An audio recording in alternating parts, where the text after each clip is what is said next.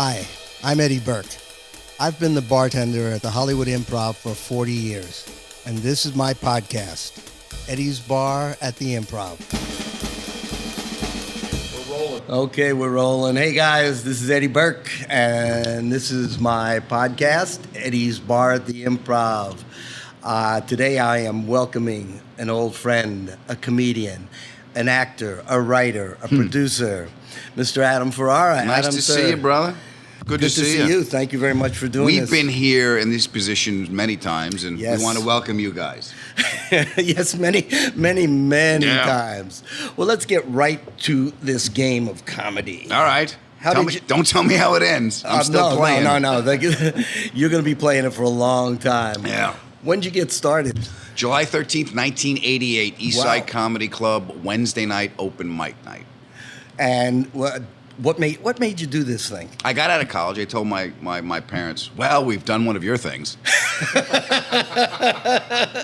Oh, I wish I would have done that. Oh, that's great. I love that. Now I'm going to try one of mine. I always...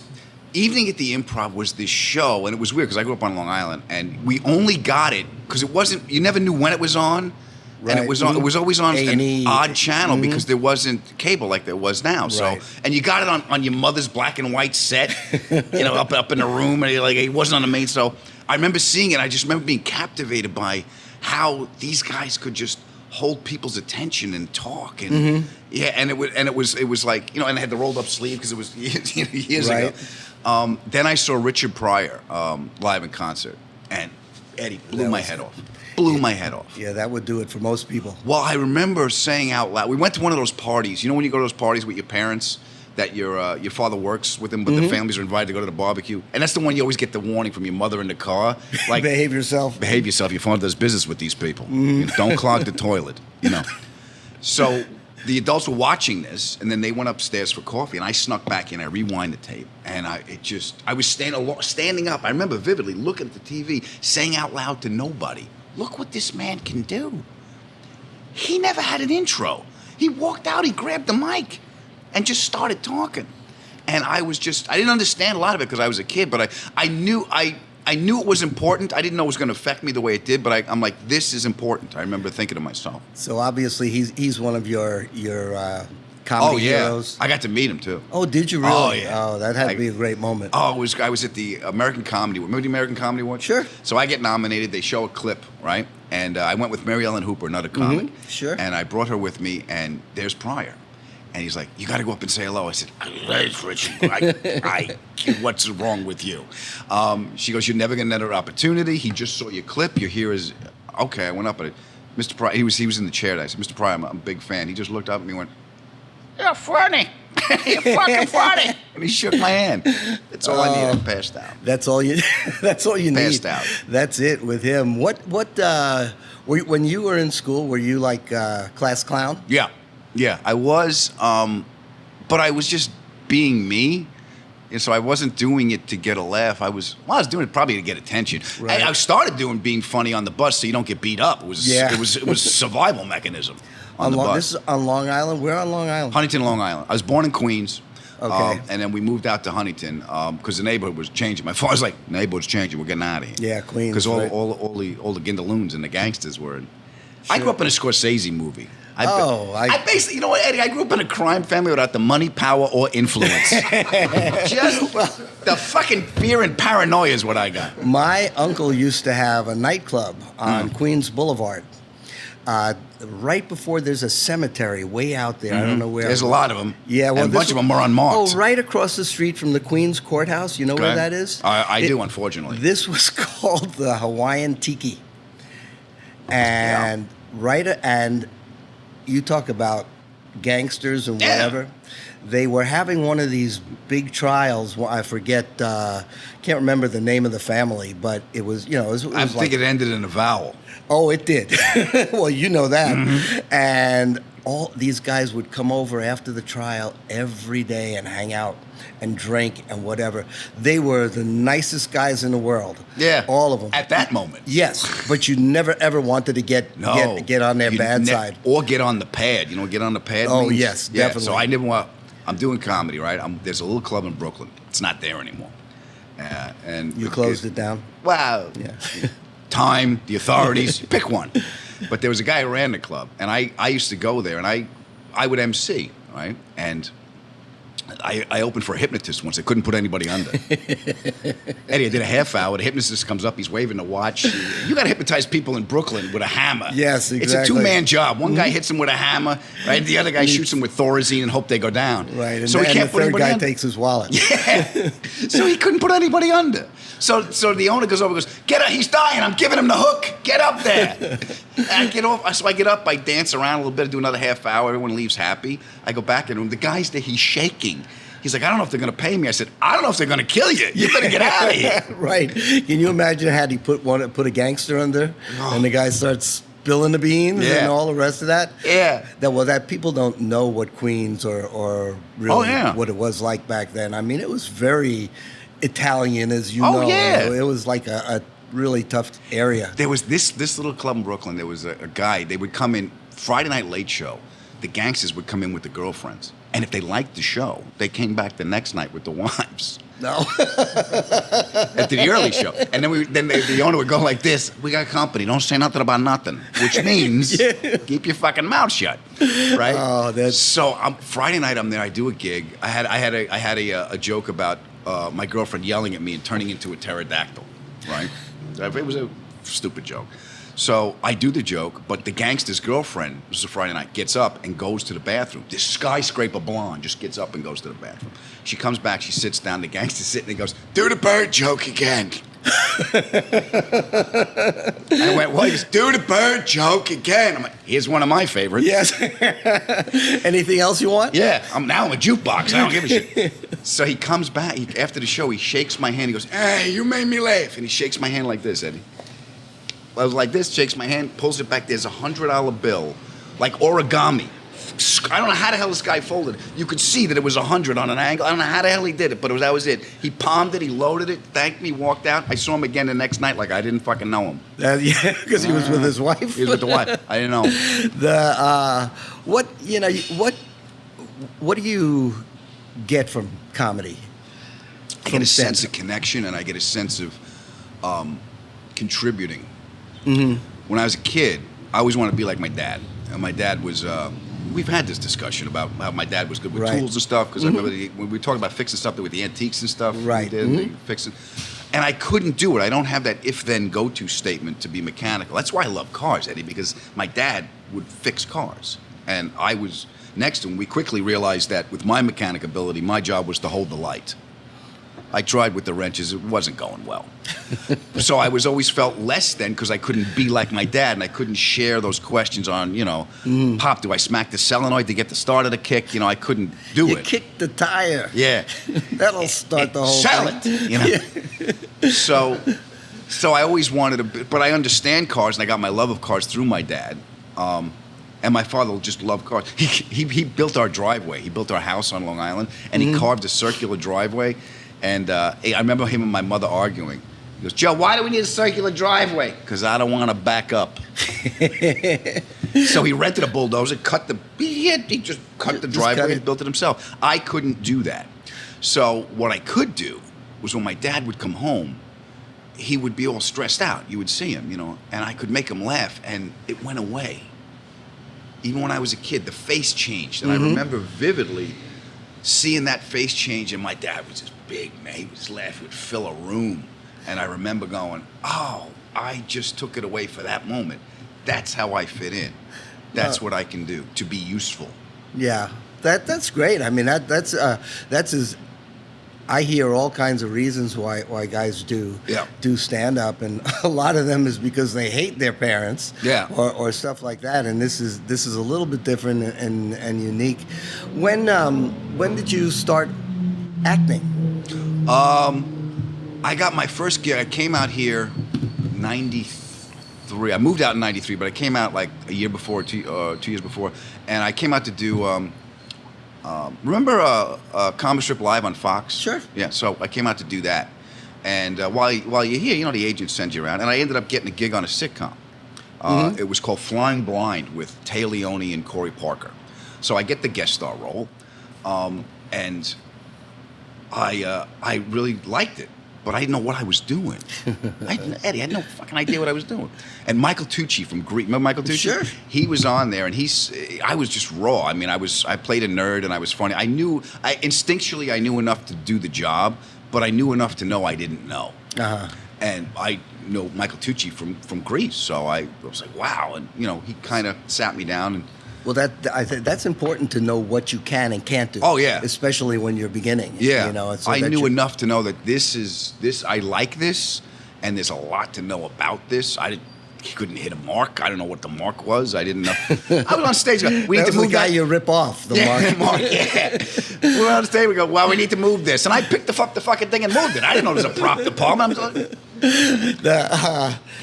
So I quickly, after that, I liked it. I'm like, I better study this now.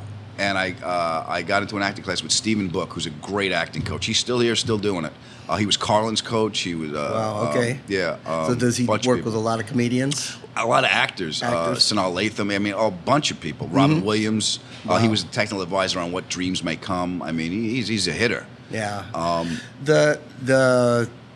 We were talking about this earlier, and I don't know why I always think about this, but the show you did with Bonnie McFarlane. Oh yeah, it was on UPN. I played the white guy. Yes. Oh, it's funny. I remember it so well because of you coming in one night, and we were standing right down there, and this just resonates forever in my mind for some reason. And we start talking, and you go, Eddie, I'm gonna quit. Yeah. I go like, why? And you said, it's terrible. Well, it wasn't terrible. They didn't know what they wanted to do.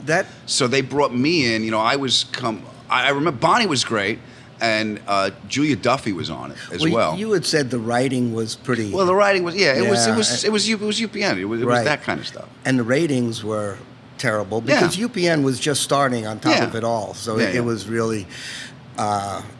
not seen by many, and I'm thinking to myself, he's out of his fucking mind. I remember this. It's like, I remember this. Yes. You remember what you said to me? Yeah, I said, Adam, the show sucks. Yeah. It's the ratings are horrible. I don't know how many episodes they're gonna go with. Take the money. Yeah. Well, it's like you don't have to worry about you don't have your to bills. Quit. It's going to take care of itself. Yes, I said it's going to get canceled. It's going to happen. I said in the meantime, cash check. Exactly, and then you can move on. So because if you go on an audition, they're not going to say, "Oh, Adam was on this show that failed." Yeah. They're going to say, "Oh, yes, I saw you on," which is a credit. Yeah. But I like that. This story just stayed in my mind because I'm thinking to myself, Adam, Putz, please don't do this. It'll only be a couple of more weeks of pain. Yeah, it's gonna be over soon. Fine. Yeah. Which of course, that was my infinite wisdom, and it worked. Yes, and you were right. So we give it. Planet Hollywood opens up, right? I'm standing next. It was a $100 production. Sandy Gallen and Dolly Parton. That was the production company, right? So I forget how many episodes we did, but it was a school show, so we donated the lockers to Planet Hollywood, and we all signed them. Julia Duffy's standing here, Dolly Parton's standing over here, and I lean over to Julia Duffy and I said, "Isn't it a bad sign we're giving the set away? Aren't we going to need this if we get picked up?" And she's got a smile on her face. She's like, "Just shut up. Don't look at Dolly's wig. Smile. Don't look at the wig." Okay. Well, there was another sign, right? You ain't coming back on this one. We're giving the set away. This is over. This one had it. Yeah. Do you enjoy either one more or both the same? Like I get different things from them, and the nice thing is being away from them for a while and coming back. You come back with fresh eyes. Like right now, I'm back out on the road, and more stuff is coming to me as far as writing goes. But it's a lonely existence because the only connection I do feel on the road is the morning interviews, stuff like this, and then the audience, and that hit of connection carries you the whole day. So you're just focused on doing that. So what do you do all day? Like you're on the road for 2 weeks. You get up in the morning, right? You get up in the morning early, hopefully, God willing. Yes. Somebody picks you up, drives you to a radio station, then drives you to the next radio station, then takes you to the TV station. So you do press, usually from 6 to 10 because that's morning press. Then you come home, you say, "I'm going to work out, I'm going to write." So you take a nap. So you go to sleep. Sounds like me. Yeah. Then you get up, you eat, and now you got that window before the show where I will listen to game tape, which was last night's show, and I'll do cardio. I'll do something to keep myself moving and process and work. So then when I'll take a shower, I'll make a couple of notes, and I'll go on stage and I'll hit the stage and just process that working while I'm on stage. So that's the focus for that. Okay. So there's you don't have any kind of like extracurricular stuff There's that you no do. time, Eddie. Well, listen, You know you got an hour on stage. Yeah. You've got. Yeah, but you know what? All the bullshit you got to do to get to that hour. Yeah. You Yes, know. I That's do. why Dave Attell got a shot at Insomniac. I go, That's. are you kidding? There's a lot to be said for insomnia. Yeah. I got news for you. Yeah. You get a lot done. Yeah. It's things that you wouldn't do normally that Yeah. you do during should have done that your wife says you should have done this during the day. And I've been on the road. Apparently, I'm a serial monogamist, which is great. 'Cause I got the girl I want now. We've been married years, and I couldn't She was be an happier. actress, right? She was an actress, yeah. But so even when you're done, when you're a kid, you're on the road. You chase girls, and then when that's all, you had the energy. Now That's right. I got the girl I want. I win. Game's over. Even when they come at you, huh? Yeah. You. I look at it like, stop it. Stop it. Yeah, come on. I got the woman I want. No, I'm looking at you. I home. go, there's nothing. What's here for you? You want to hear me bitch and moan? That's what it's gonna. That's the foreplay. That's about it. The you met her. She was an actress. You met her on the set of what was it? It was a Christmas movie we did, and here's the key to that, Eddie, is we had no scenes together. Because you know interesting, that. yeah. Meaning it never works because you're in a heightened reality, Right. and you're all exposed emotionally because you're on this project together. You're bonded by a work of art. You're bonded by the experience. What made you feel she was the one? I didn't feel then. I met her. ignored you or something? She's stunningly beautiful. I met her on the set, but I saw her in a different light when I was out here because I came out for pilot season, and I was staying at my friend's house up in the valley, and he missed his husband, and he's like, "Listen, I got to go back to New York. Do you want a house sit?" And it was gorgeous. It was up by the Greek Theater. He goes, the dogs like you. You're responsible. Take the cars. Do whatever you want to do. I said, great. So I got this mansion, right? And she was producing another movie, and the casting director of the movie we did together said, Adam Ferrara's in L.A. And the director wanted to meet me, so they set it up. So I just saw her in that light outside of that environment, and I went, whoa. I just, it's Apollonia. The Italians call it the Thunderbolt. Right. How long did you date or before It was really quick. What happened was I called my friend Jack, who was in New York, and I said, Jack, I don't know what the policy is, but can I have a girl over the house? He's like, honey, tell her it's your house. And I'm like, how am I going to explain all the pictures of the gay men in the theater memorabilia? How's that going to help? Because it ain't going to work, right? It ain't going to work. So she came over and she liked me. I think this is what she said. Like in the middle of sitting outside, and Eddie, it's beautiful. It's outdoor pool. They got the lion spitting into the fountain. I mean, just the whole thing. Outdoor fireplace. And we're sitting outside and we're talking about the movie thing. And she goes, "Oh, I have to go." And I'm like, "Oh, I'm sorry. Why?" She goes, "I forgot. I have an online poetry class." And in my head, I'm thinking, this woman hates me. Yeah, right. Not only she hates me, she thinks I'm fucking stupid. Yeah. Listen That's to this the excuse. Yeah. Why don't you just say I'm having a seizure? Why? I mean, But later she said she really liked me, and she didn't. She had to get out of there because she felt very attracted to me. Wow. So I went, I'll take it. So the next night I bring her back, right? The next night or a couple of nights later, there's another reason she had to come over to the house to give me another script, whatever it was, I forget. So she came into the house, and she went, as she took off her shoes, walked, and I hid one of her shoes. I did. I hid one of her shoes. She goes, I have to go, right? And she goes to break. Goes, where's my other shoe? And I had it between my feet over there. I said, come get it. I kissed her right there. All right. Yeah. And then she came to see me do stand-up at Comedy Magic Club. She's never been to a stand-up. Never seen live comedy before. So, that's what we're going to do. That's our seat of power, baby. That's right. Look, I ain't got money. But I'm funny. Yeah, I'm funny. I'm leading with my big club, right? So I bring it out. I kill. I walk her to a car afterwards. She's like, I was so nervous. Like, you thought I was going to suck, didn't you? Like, yeah, I didn't know. I said, yeah, I'm not going to suck. I did this to show off for you. Now I'm going to kiss you. It's going to get even better. Boom. And that was it. And I think your proposal to her was very interesting. It was up in the Redwood Yeah, Forest. Yeah. It's like you talk about romantic. Adam Ferrara, the romantic, up in the redwood she's from San forest. Francisco. Yeah. So underneath a redwood or in giant redwood tree, giant tree, which is just, I mean, the poetry of it is great. You know, there's nature, woman, and insignificant man. Because once you say I do, that's the last decision. And you're it's gonna also make. there's no way in the world a woman's going to say no to I was under giving the myself redwood. 3 to 1.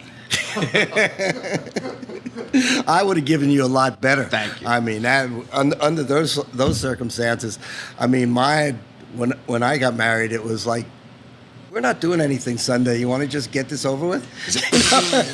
it's like Wow. It's like, Really, Romeo? That worked? Yeah, we've been living together for a while now, and like, what the hell? It's like, let's just follow funny. this up with everything. I was kind of the same thing because we were living together, and my dad was ill, and so everything stopped. When my dad got sick, everything just stopped. And then I remember thinking, well, I gotta going through that with her, and what really I love Eddie. I'm grateful for. My father got to know her the last 3 years of his life. Good. And Good. Very nice. He loved her. And I remember the first time I took him in for chemo the first time, and I would sit with him, and I got the movies he liked, and we'd sit there. And I remember they hooking him up, and I said, Pop, I'm going to marry Alex. And he didn't miss a beat. He went, if you don't, I will. No, that's perfect. That's such a nice thing, too, that your father got to meet her. Yeah. And all. Do you guys have kids yet? No, we got 2 dogs, and I think that's going to be it. That's enough. Yeah. Yeah, that's... I think I've leashed my emotional responsibility. We talk about the dogs off the air. I can't. That's it. I don't... I have 2 kids, and they're grown, and I love them both, but I don't think everybody has to have kids after 37 years of kids and stuff. How did you first get up here at the Improv? I came out to do, what was the first thing? I think I did either the Tonight Show or Arsenio Hall. Mm-hmm. So it was one of those. I think it was Arsenio, and I came out from New York to do it. And I had met Bud. They brought me in. The agents brought me in, and I met Bud, and they gave me 5 minutes. And I heard Bud go, ha!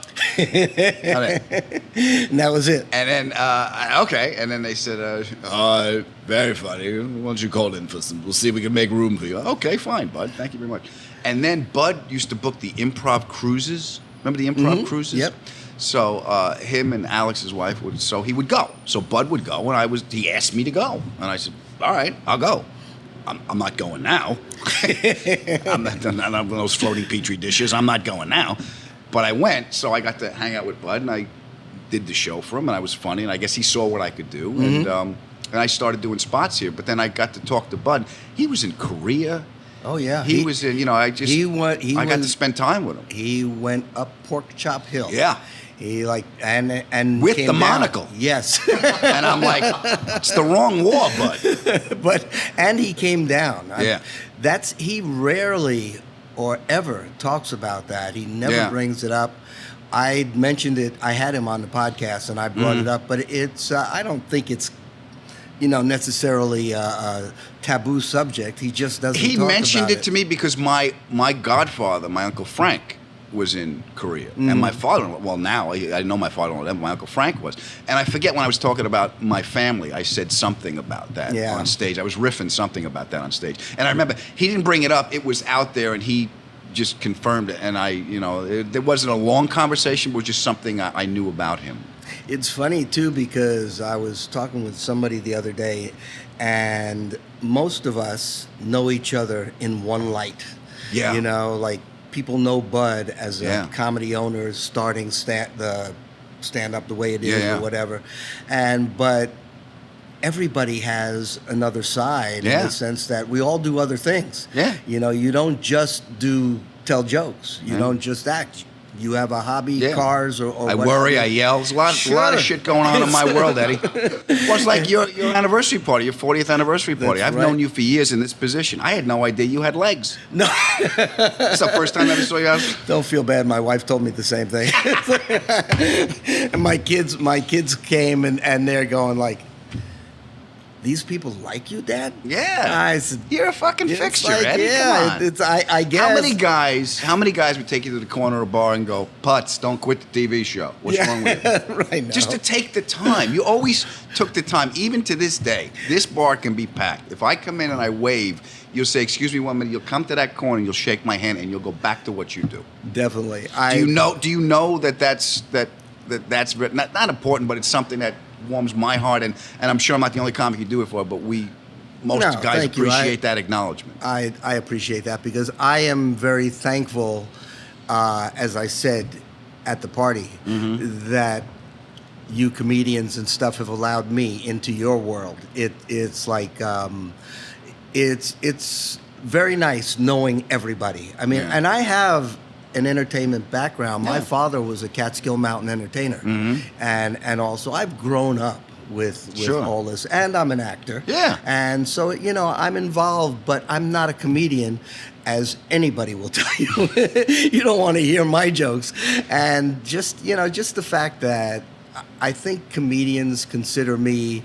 Like I can tell him anything, and it ain't going anywhere. Yeah, and it's the truth. You should be wearing a priest collar. I should. And really, I and a shrink book. I'm sorry, that's our time. That's right. No, it's a nice to have. Like I always. Anytime you come down to do a spec, you got something new. It's always nice when you walk into an environment where you're going to perform, consciously or subconsciously, there's that energy. You're an actor. Sure. So to see you behind the bar, it's almost like when you play tag and there's someone at home base. Yeah. Electricity! Yeah. Electricity! Oh, God, I haven't heard that in such a long time.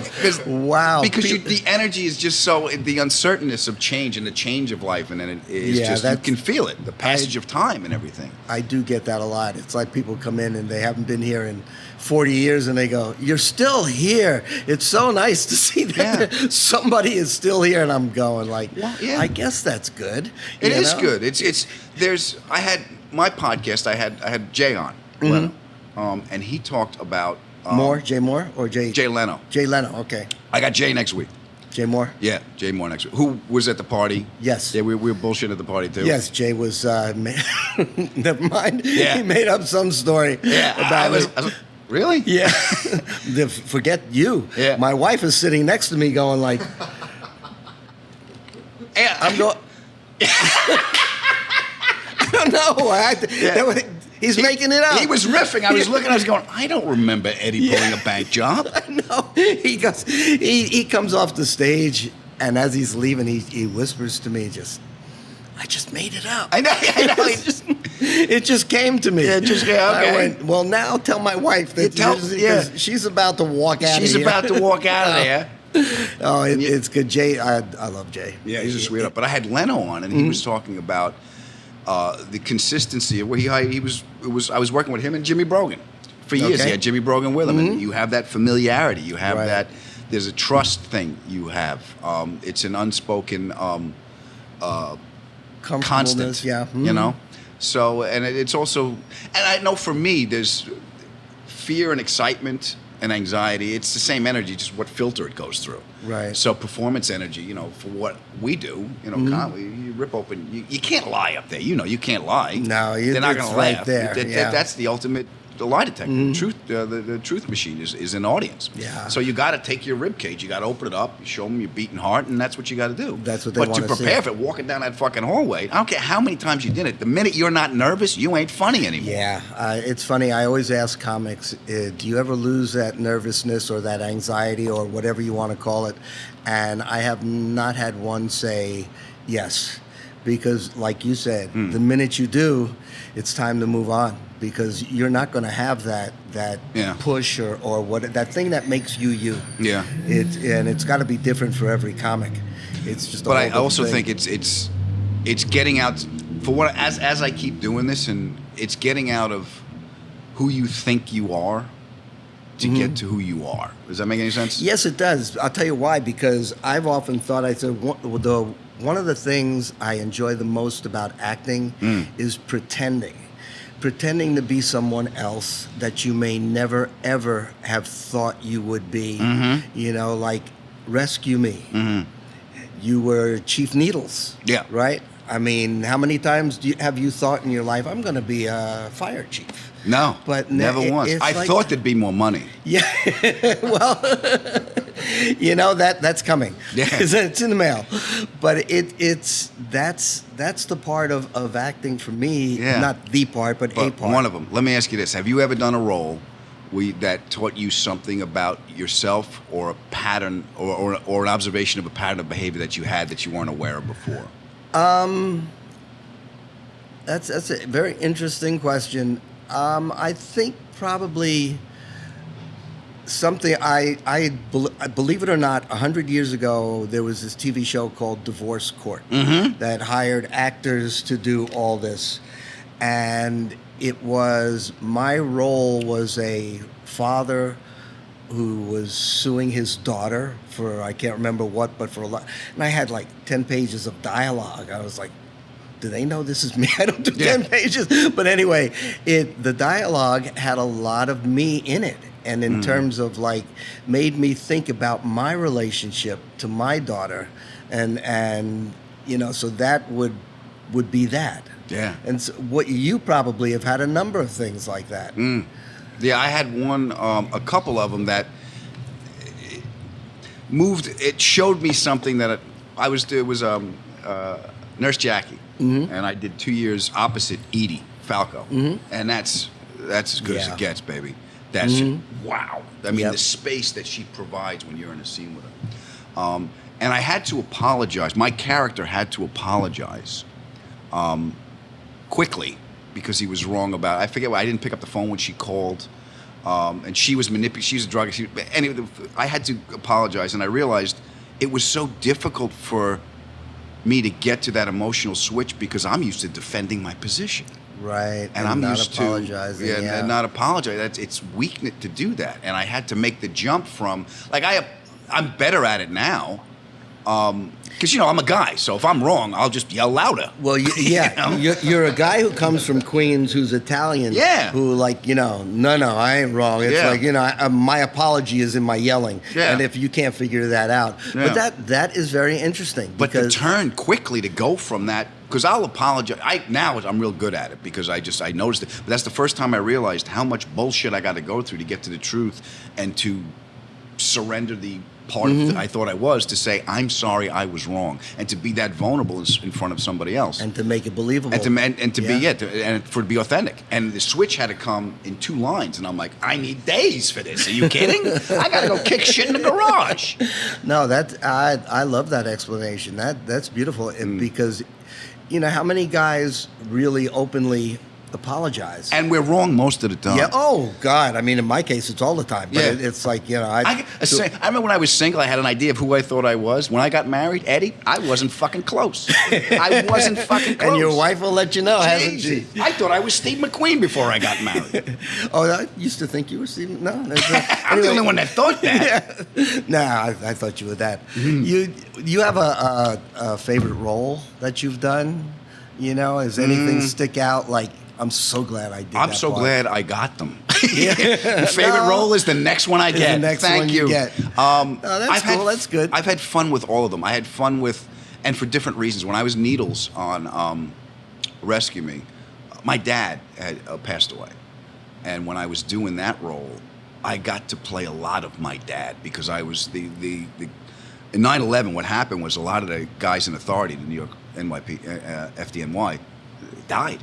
Yeah. So guys got shoved up the ladder before they were ready. So I played a chief that wasn't ready yet, but they had nobody else. So I had to command. So I had to take command of a room of guys. And the only way I knew to have that grounded believability was to be my father.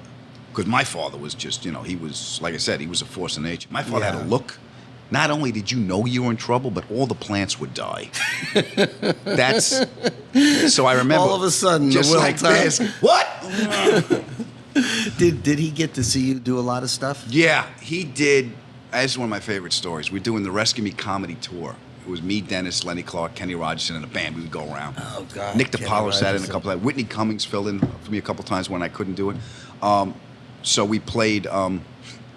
We played Radio City Music Hall. And I remember telling my mom and dad, I'm playing Radio City. And my father goes, yeah, your mom says you're playing the Mohegan Sun, too. We're going to go to that one. Because he wanted to gamble. He wanted to gamble, yeah. So we're 7,500 people. We're in the arena, right? Oh, my God. So I said, all right, Pop, I got your room. I said, you're going to come to the show? He goes, I'm going to be there, unless I get on a rush. But Then I'll probably be there. So I used to do this joke about Moses in the desert. And it was my father's favorite joke. It was one of the first jokes I ever wrote. And he goes, you going to do the Moses? I said, yeah, if you come, I'll do it. Okay. And my father had a shock of white hair. So he came in. He was like in the third row center, big white hair. I do the bit, gets an applause break. All these people are clapping. I looked right at my dad. I go, I promise you I'd do it. I did it for you, Dad. And I went, that's my father. And they all clapped, and they all turned around and looked at him. Cut to, he's dying. He's in the bed. And I went up to him, and I said, and he goes, you know what a great night was? I go, he goes, remember when you did the Moses bit at that place, the Mohegan Sun? Yeah. And you pointed me out? Yeah. Everybody in that crowd was looking at me. And I was up there looking at you.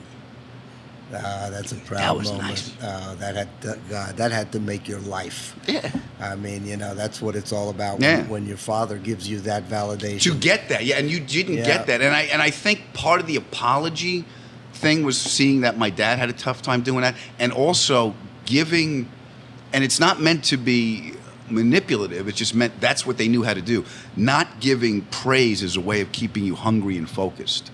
Making you work for it is to drive. My father, I found this out later after he passed away, but there was a lot of his fears that he not imprinted on me, but wanted me not to succumb to. And it's always, and I'm very hyper vigilant. I'm careful with money. I'm planning down the road. I'm looking out for everybody. I got this weird thing about if there's a carving knife in a sink, I worry about all kinds of shit. Put the cap on that, it's going to spill, Who left these lights on? OCD.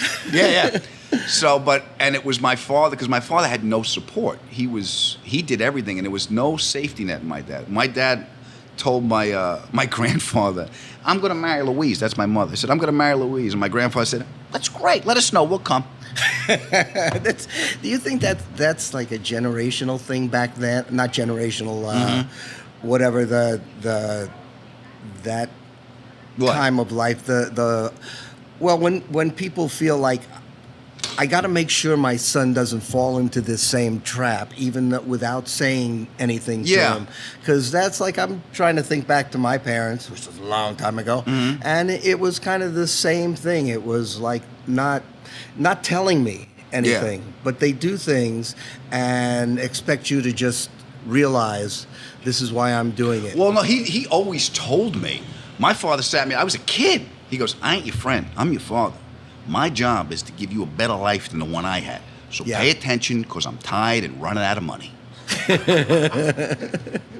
Oh, that's. I wish I would have known your father. Yeah. To me, that Mohegan Sun moment had to be a highlight of your life. Oh. And it very obviously was a highlight of his. Yeah, he remembered it. I'll tell you this story.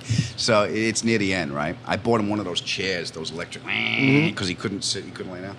And there's a little condo out east on Long Island. And middle of the night, he's in a lot of pain. Middle of the night, I got to take him up, take him to the bathroom, put him back down. Puts the chair down. I gave him his medicines, and it kicked in. And there was a moment. There was a street light over his head, when he was sitting there. And there was a moment when he's like, he knew it was coming. He's like, wow, if the stories are true, I get to see my father again. I don't know if I'm going to see my grandfather, though, because I think he killed a guy. And he fell asleep. This is what he leaves me with. I think he killed a guy. It's 3 o'clock in the morning. I walk in the kitchen. My mother's in a robe. She's making tea. I went, Ma. Great-grandpa killed a guy? Adam, don't listen to your father. He never killed nobody. Yeah. He was just a wheelman. What? Yeah. He was doing a job for Joe Bananas during the Depression. Joe Bananas was a guy in Queens who used to import the bananas. So he was doing a job. Things went bad. He took the weight. He did a dime upstate, and that's how we got the bungalow in Port Jeff. I'm like, what? He goes, my mother says, yeah, you take somebody out, you get a bigger payday than that piece of shit house in Sound Beach.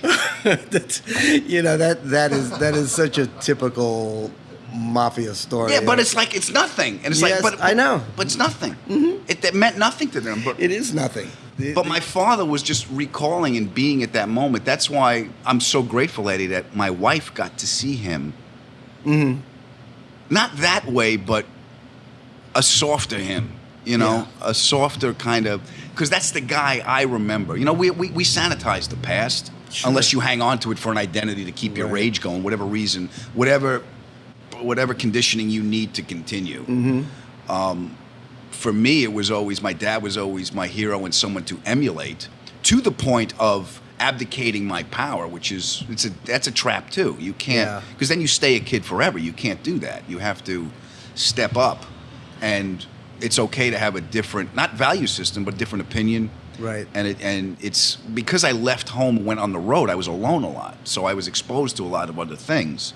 And it's not like I didn't feel the overwhelming pull to fit into the herd anymore, to fit into a group of people. I could evaluate things on my own. When you started comedy, were they supportive, your parents? Absolutely. Really? They did. The open mic night, the Wednesday night, July 13th, 1980, my mother told everybody. The whole neighborhood came down. I had to be good or I couldn't leave the house. That's great. They all came down. So many times. I did a play at the Toyota Comedy Festival. I wrote a one-man show. And I did it at the Toyota Comedy Festival at the and my in the city. My father rented a bus.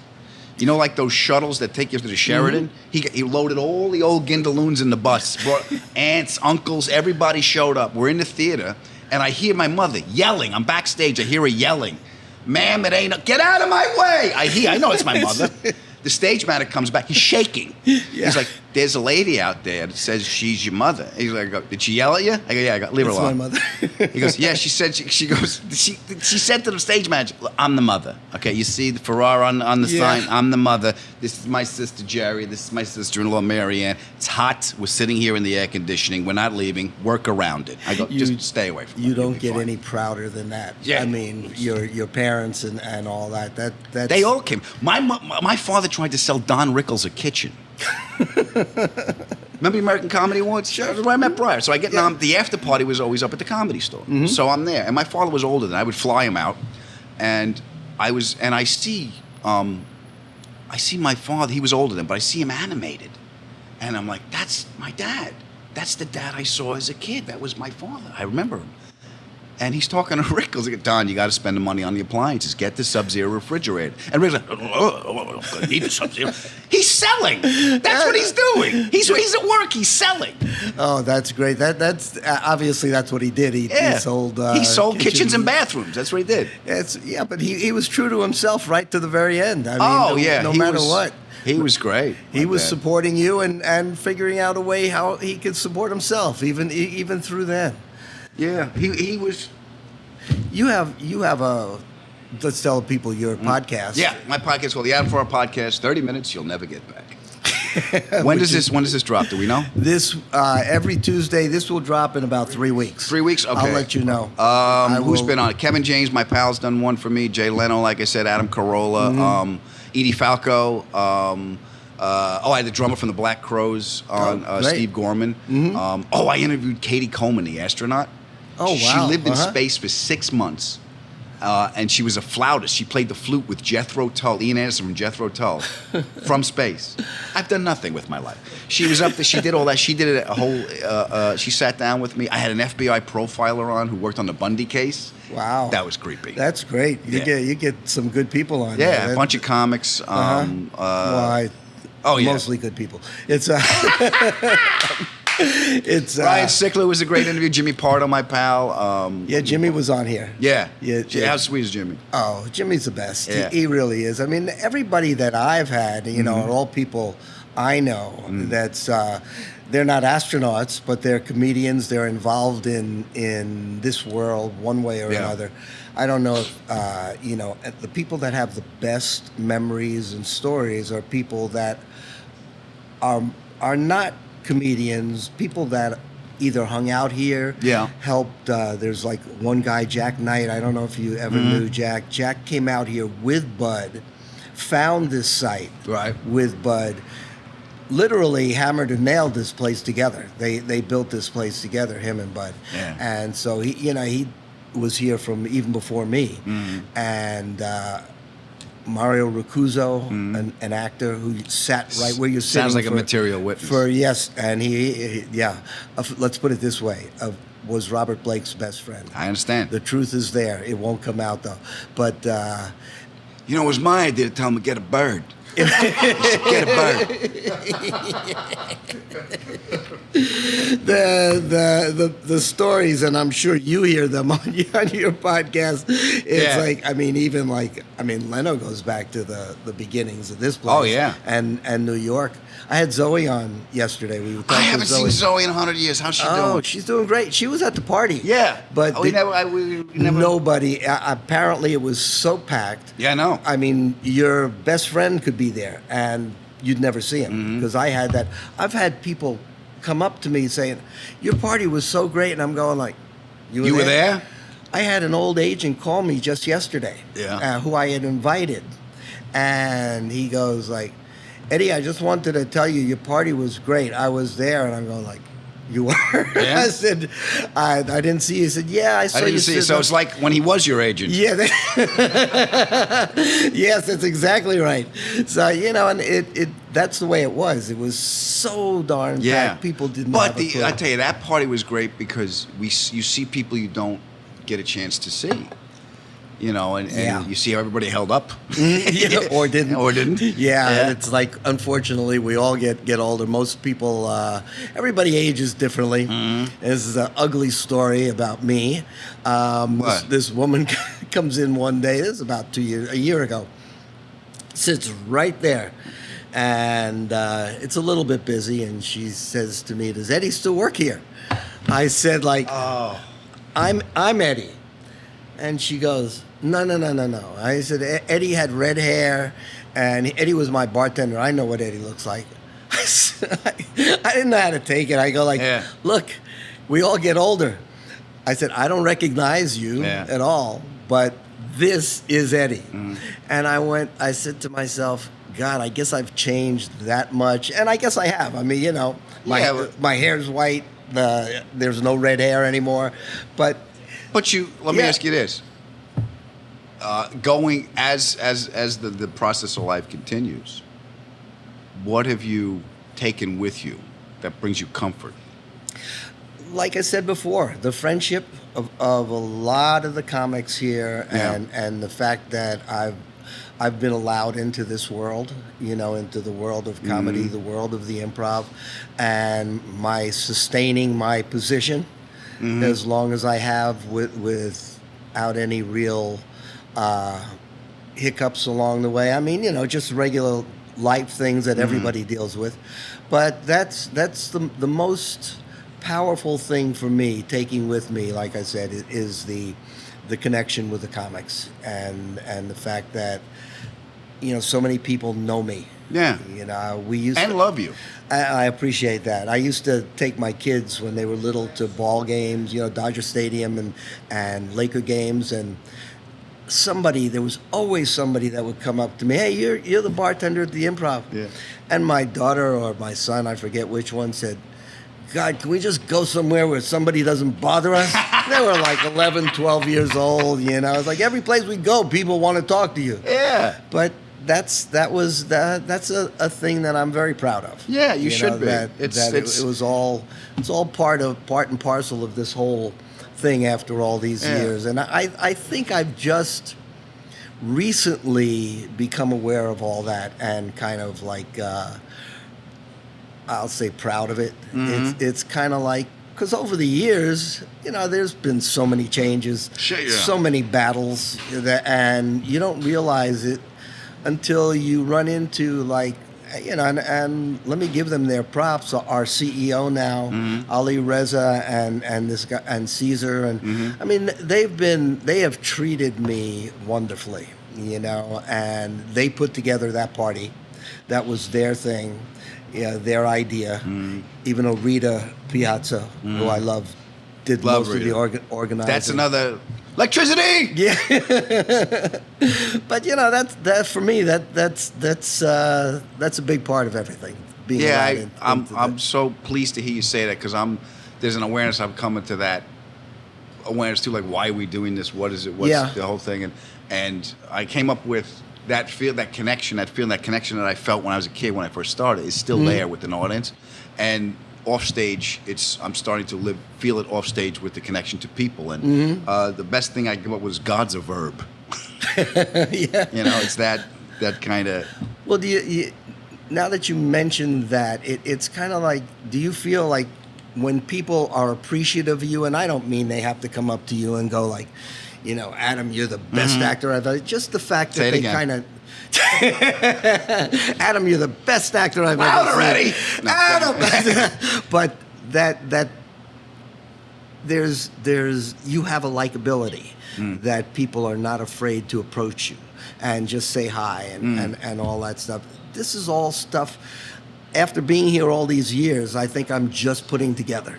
You know? And it's there's that. It's funny you said put it together. There's that piece of the puzzle and what we were chasing when we were younger and trying to. You don't know what it is either. No, you have no clue. Right. I mean, I'm on stage.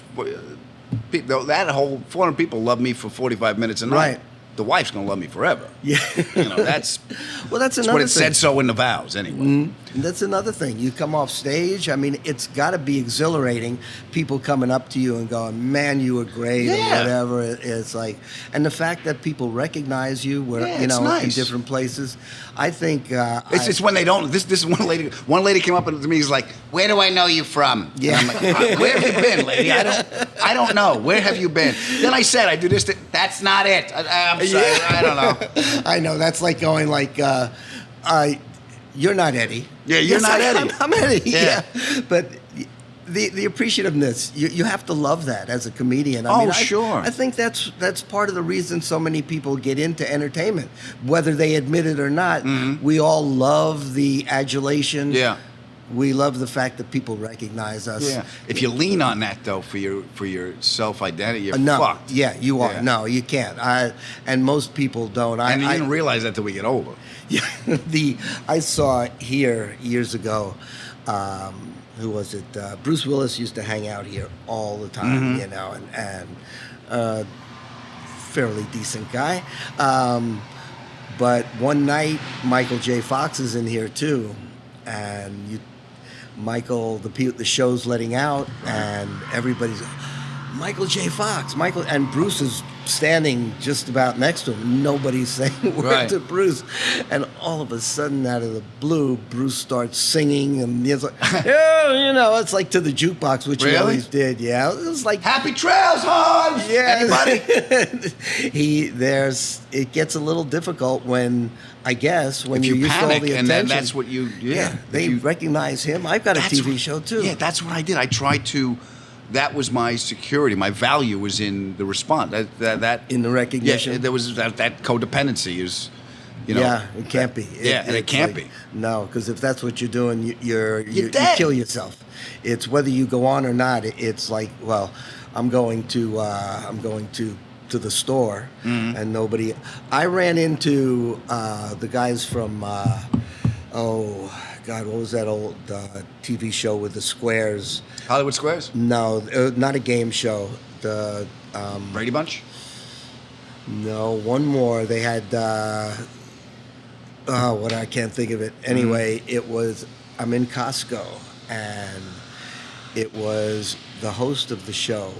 There were two of them, and one had passed, and one of them's walking around much older, much whatever. Nobody's seeing him. Nobody's knows who he is, and I don't normally go over to people ever.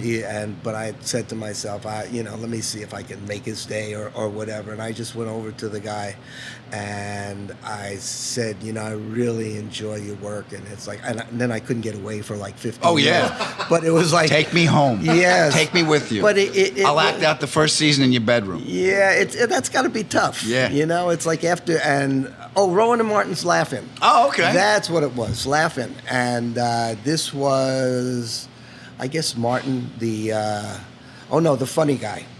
Whichever one was not more like the Jerry Lewis character, whatever. And it was just, I think it was a nice moment for him. And it because nobody else recognized him anymore. Yeah. But you can't live for that. Like you said before, Yeah, but it's tough. adjusting to not having it. Yes. that's the struggle. Well, that was difficult for me, and I took it little bit by little bit by little bit by realizing. But you have it. You don't. Not Yeah, but have it was. I think it's what we said when I asked you that question. I asked you for a reason, Eddie. I need all the fucking help I can get, which was the. I'll try to give it to you. The there, Adam. appreciation and this kind of connection is what it's about. Sitting down, bullshitting with you is like this is what. Oh, this is. Yeah. This is the connection. I was chasing that connect, but I was chasing it when I first started for validation, and I was chasing it to contribute and do it. Now I'm providing it. Does that make any sense? Yes. I'm providing it to make myself to be useful. And Right. when I look down and I see a guy, I see their faces before they go on. I make it a point now, just as a practice. I peek out before the curtain to look at the audience's face to see what they do before I get on stage. And they're doing this, they're texting, they're on the phone, they're whispering to their wives. See the face. When I go on stage and I'm boom, and I get them doubled over and they're laughing, and then sometimes I get the ladies crying and everything. Whatever's bothering them is gone. Is gone. Gone. So all that bullshit I saw before is gone. It's going to be in the car when they come home. You know, they're going to sit in the car and he's going to say, I can't believe you did that. Now, honey, whatever the fuck they're going to fight about, they're going to fight about. But for that moment, I look for it for me to say, I've done my job. That's not who I am. I've done my job. Right. And I think that's what entertainment, period, is all about. You know, be it a movie, be it stand-up or whatever, to help people take it away escape for reality and enjoy whatever. Because you do get, unfortunately, people come in who go like, all right, man, make me laugh. Yeah. And, you know, they're not going to I'm laugh. entertaining you against your will. Exactly. Why am I? You Why are paid you for here? this shit. I know. You Why are paid a you cover here? parking, you got a babysitter, a 2-drink minimum. Fuck you. Really? You do I'm your, going to get paid either way. you do your job unbelievably. You Oh, always thanks, have. And baby. it's like, I wish you continued success. Thank you so You too, much my for friend. being here, Adam. This Good is to see really you again. great talking to you. And once again, tell everybody the name of your podcast. The Adam Ferrara Podcast, 30 minutes you never get back. You can get it wherever you get your podcasts. I appreciate you coming by and checking it out. Yes, and this is what, an hour? They never get back. Is this it? Something me like rambling? that. I want to give you a little gift. This is my traditional gift. What do we got? We have got an Eddie's Podcast T-shirt. Great. This is like that you can wear on yours. Oh, that's great. And show everybody. Look at that. It's look at that. I think I'm going to start selling those. You should. Yeah, the You need merch, baby. yes. So if anybody that's interested in the shirts, if you kind of like email me, I just want to see if there's an interest. Eddie's Bar at improv.com. That's pretty cool. And if my merch is I have the Adam Ferrara press-on mole. So if you want it, You have one of those too? I do. Yeah. This is next. And if they take off, we're going to do the scratch and sniff. So I want you to come by. Scratch and sniff. Thanks, guys. I to really see you, my appreciate it, Adam. We will see you next time. Tip your waitresses. Peace. Yes.